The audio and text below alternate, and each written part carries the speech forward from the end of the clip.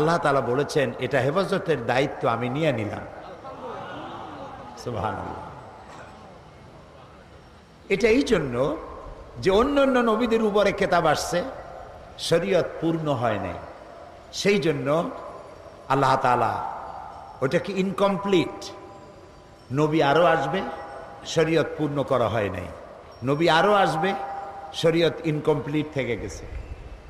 আপনার আমার নবী বিশ্ব নবী মুহাম্মদ রাসূলুল্লাহ প্রাণ ভরে বলেন সাল্লাল্লাহু আলাইহি ওয়াসাল্লাম, তারপরে আর কোন নবী আসবে না। লা নবিয়্যা বা'দি ওয়ালা রাসূলা, আমার পরে নবীও আসবে না, রাসূলও আসবে না, তিনি শেষ। আর তার কাছে যে কিতাব আসছে কিতাবও শেষ, আখেরি কালাম। এরপরে আল্লাহর পক্ষ থেকে একটা শব্দ বিশ্ববাসীর জন্য আসবে না। এখন আল্লাহ যদি এই কিতাবের হেফাজতের দায়িত্ব না নেন, তাহলে তো দুনিয়া চলবে না, নবীও আসবে না, কিতাবও থাকবে না। তো এই জন্য আল্লাহ তাআলা ইসলামের মধ্য দিয়ে বিশ্ববাসীকে যত নিয়ামত দিয়েছেন, তার মধ্যে দুইটি নিয়ামত শ্রেষ্ঠ। কয়টি নিয়ামত? দুইটি নিয়ামত শ্রেষ্ঠ। একটা হলো নবুয়ত, আরেকটি হচ্ছে কিতাব। এই দুটোর কম্বিনেশন যদি না থাকতো, সর্বনাশ হয়ে যেত। যদি শুধু কিতাব আসতো আর নবী আল্লাহ না দিতেন, তাহলে মাঝিহারা নৌকার মতো আরোহীরা সমুদ্রে ডুবে মরত। বুঝতে পারেন কথা? আর নবী আসছে, কিতাব নাই, তাহলে উম্মতেরা নবীরই আল্লাহ বানাই ফেলাইতো। বানাইছে না ঈসা আলাইহিস সালাম রে? কথা বলেন না কেন? সুতরাং দুটির কম্বিনেশন থাকতে হবে। সেই জন্য আল্লাহর কত দয়া, কিতাবও দিয়েছেন, নবীও দিয়েছেন। কেন দিলেন সেই কথাটাই বলবো ইনশাআল্লাহ। বলি ইনশাআল্লাহ। তবে আগে বলে নেই, আমি তো জানি যে আমি কি, ইলেম, আমল, আখলাক সবটা থেকে শূন্য, আল্লাহর এক নগণ্য ছোট্ট গোলাম। তিনি যদি দয়া করে কিছু বলতে দেন, তাহলেই বলতে পারবো। মনিবের কাছে দরখাস্ত পেশ করি, মনিব, আমার অযোগ্যতার কারণে মানুষ যেন মাহরুম না হয়, মানুষ যেন কোরআন বুঝতে পারে, সেরকমের কথা কিছু বলার তৌফিক আরশে আজিম থেকে তুমি দয়া করে গোলামকে দিও। সুবহানাকা লা ইলমা লানা ইল্লা মা আল্লামতানা। আল্লাহর কাছে বিনীতভাবে সাহায্য চাই, যেন তিনি আমাদেরকে কথাগুলি বোঝার তৌফিক দেন। আমি চিন্তা করেছি একটি বিষয় আমি আলোচনা করব আপনাদের সামনে।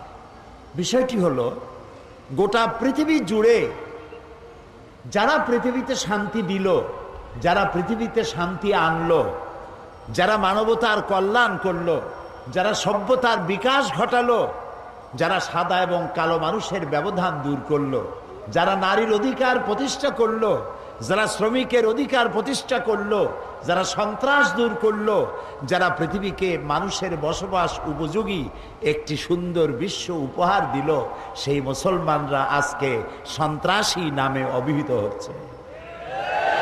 সেই মুসলমানরাই আজ সন্ত্রাসী। সেই ইসলাম আজ পৃথিবীতে সন্ত্রাসী ধর্ম। এরা ফান্ডামেন্টালিস্ট, এরা মৌলবাদী, এরা অসহিষ্ণু, এরা অগণতান্ত্রিক, এরা মানবতা বিরোধী। সব বদনাম আজ মুসলমানদের উপরে। আমার মনে হয়, আমি তো লেখাপড়া খুব কম জানি, আর দুনিয়া সম্পর্কে ধারণাও খুব কম, বেশি ধারণা রাখি না ছোট মানুষ হিসেবে। আমি যতটুকুন পড়েছি আর জেনেছি, পৃথিবীকে যতটুকুন দেখেছি, তাতে আমার কাছে মনে হয়েছে পৃথিবীর মুসলমানেরা এত বড় বহুমুখী ষড়যন্ত্রের মুখোমুখি কোনো দিন হয় নাই বর্তমানে যা হয়েছে। সেই জন্য আমি চিন্তা করেছি যে আমার ইসলাম কি, মুসলমান কি, এই জিনিসটা নতুন করে আমাদেরকে উপলব্ধি করতে হবে। মানুষকে বুঝতে হবে আমার দিন কি, আমরা কারা, এর ব্যাখ্যাটা আসা প্রয়োজন। সেজন্য আমি বেছে নিয়েছি সূরা আলে ইমরানের 19 এবং 20 নম্বর আয়াত আমি আপনাদের সামনে তেলাওয়াত করব আর আলোচনা করতে চেষ্টা করব যাতে করে আল্লাহ তাআলা এই আলোচনা একটা বরকতপূর্ণ আলোচনা করেন। এবং যেহেতু আমি এই বিষয়টা বেছেছি এই কারণে, চট্টগ্রাম তাফসিরের মাহফিল বাংলাদেশের সেরা তাফসিরের মাহফিল, এবং জামিয়া আল আজহারের ওস্তাদ কুয়েত, কাতার, বিভিন্ন জায়গার বড় বড় ওস্তাদের এখানে এসেছেন এবং তারা এই মঞ্চে বক্তব্য রেখেছেন এই কথা বলে যে কোরআন শরীফের এত বড় তাফসিরের মাহফিল পৃথিবীতে কোথাও হয় না। এই মাহফিলের ক্যাসেট যায় না। পৃথিবীতে এমন কোনো দেশ নাই যেখানে বাংলাদেশি মুসলমান আছে আর চট্টগ্রাম তাফসিরের মাহফিলের ক্যাসেট যায় নাই। পৃথিবীতে এমন কোনো ভূখণ্ড আছে বলে আমার জানা নাই। আলহামদুলিল্লাহ, রব্বানা কারিম, রব্বানা লাকাল হামদ। সুতরাং বিষয়টি খুবই গুরুত্বপূর্ণ। এই গুরুত্বপূর্ণ বিষয়টি আমাদেরকে অনুধাবন করতে হবে। শুরুতে আমরা শয়তানের ওয়াসওয়াসা থেকে আরেকবার পানাহ চেয়ে নিয়ে তারপরে আমরা আলোচনায় প্রবেশ করি। পড়েন আমার সাথে, আউযু বিল্লাহি মিনাশ শাইতানির রাজীম, বিসমিল্লাহির রাহমানির রাহিম। বিতাড়িত মরদুদ শয়তানের ওয়াসওয়াসা থেকে মহান আল্লাহর কাছে পানাহ চাই। পরম করুণাময় আল্লাহ রাব্বুল আলামিনের নামে শুরু করছি। ইন্নাদ-দীনা ইনদাল্লাহিল ইসলাম ওয়া মাখতালাফাল্লাযীনা উতুল কিতাবা ইল্লা মিন বা'দি মা জাআহুমুল ইলমু বাগিয়াম বাইনাহুম ওয়া মান ইয়াকফুর বিআয়াতিল্লাহি ফাইন্নাল্লাহা সারিউল হিসাব। فإن حاجوك فقل أسلمت وجهي لله ومن اتبعن وقل الذين أوتوا الكتاب والأميين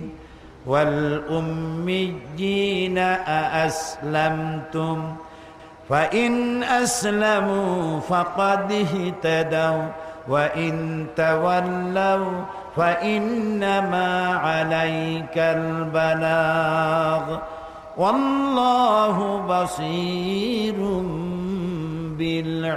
بالعباد صدق الله العظيم। কুরআন, সুবহানাল্লাহ, সুবহানাল্লাহ। গোটা পৃথিবীর মানুষের জন্য এর থেকে শ্রেষ্ঠ নিয়ামত আর নাই। আলহামদুলিল্লাহ বলবেন না? শুধু একখানা কিতাব আর নবী করিম সাল্লাল্লাহু আলাইহি সাল্লামের অনুপম চরিত্র মাধুর্য, তার সুন্নাহ, এই